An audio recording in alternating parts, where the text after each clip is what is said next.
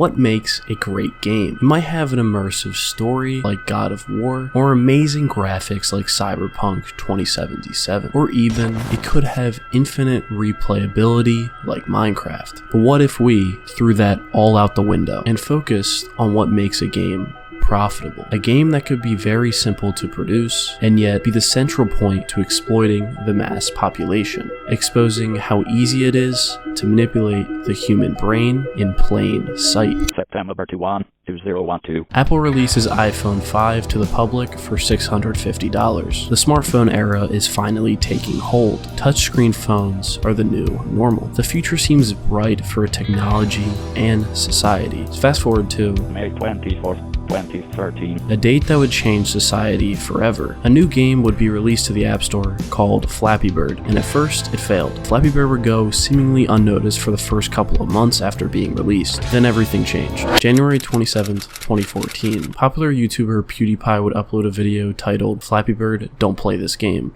Now, my girlfriend has been playing this a little bit. I kind of know what it's about, but I actually never played it myself.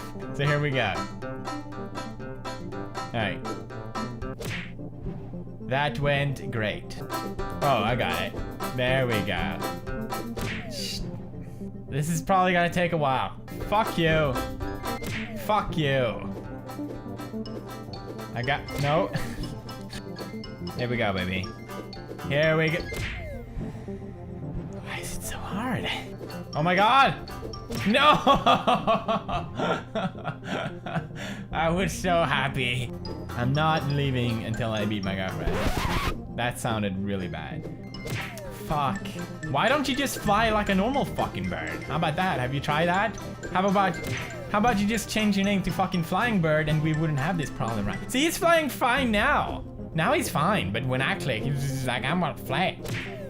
And hit fucking. This would finally give it the popular burst that Flappy Bird had been waiting for, and it slowly took over the entire world. Everyone was playing this simple game, and creator Dong Nguyen was making $50,000 a day by the ads playing in the top of the game. But as the game grew in popularity, so did the threats to Dong. People's addictions had taken over. Teachers and parents also complained about Flappy Bird, arguing that it was detrimentally affecting their children's lives. This eventually culminated in Dong concluding that he had personally hurt people with the game, with some people even claiming that they lost their jobs because they became so addicted. Others complained that I had caused them to break their mobile phones. This caused Dong to take the game down, and Flappy Bird was no longer a thing. But something that did stay was just how much money you can make if you get people hooked. And in the background, corporations were taking notice. In 2022, the mobile gaming content market was worth an estimated $140.5 billion US, and according to the latest projections, this figure will surpass $173.4 billion by 2026, and that is only in the United States. Video games dominate the entertainment industry. The games industry is worth almost double the film and music industry combined. Video games run the world, and more importantly, mobile games. Out of the estimated global video game revenue in 2023, $93 billion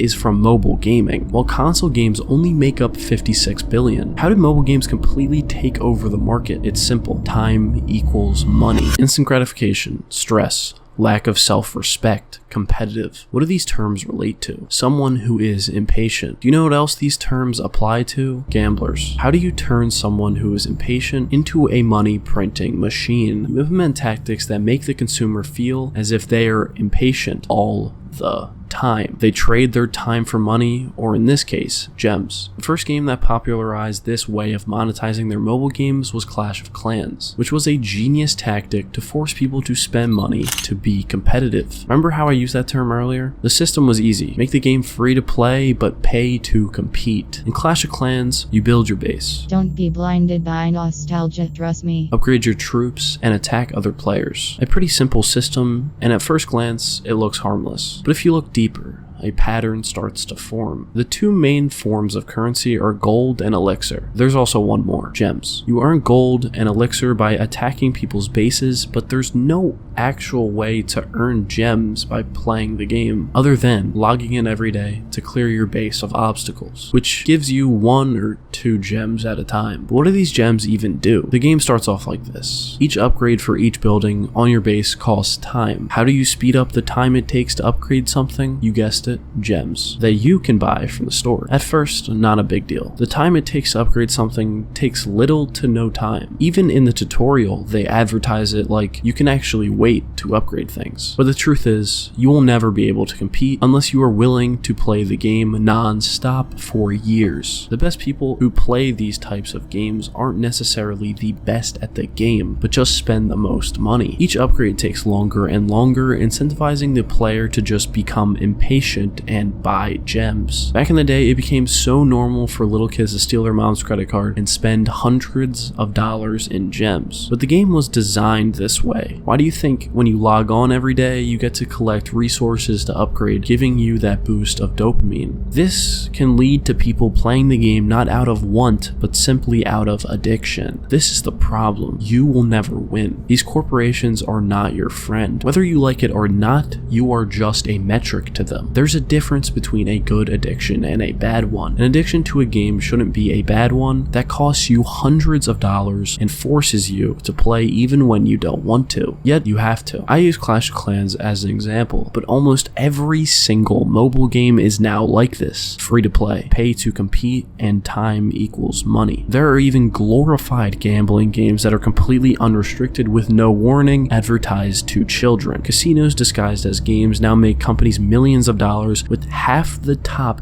8 earning games literal casinos advertised as an E-rated game.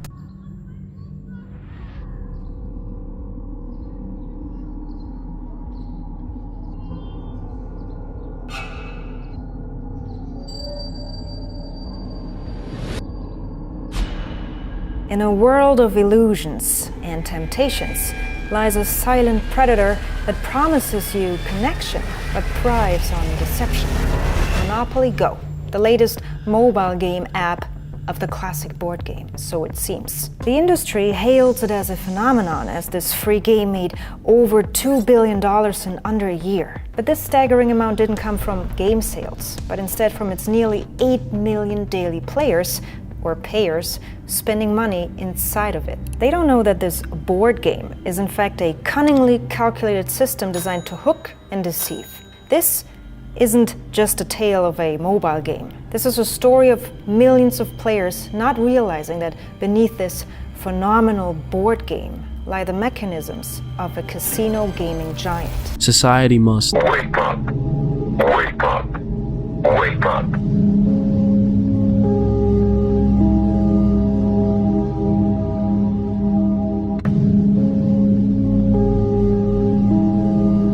Now let me ask you a question. Do you think mobile games are worth playing?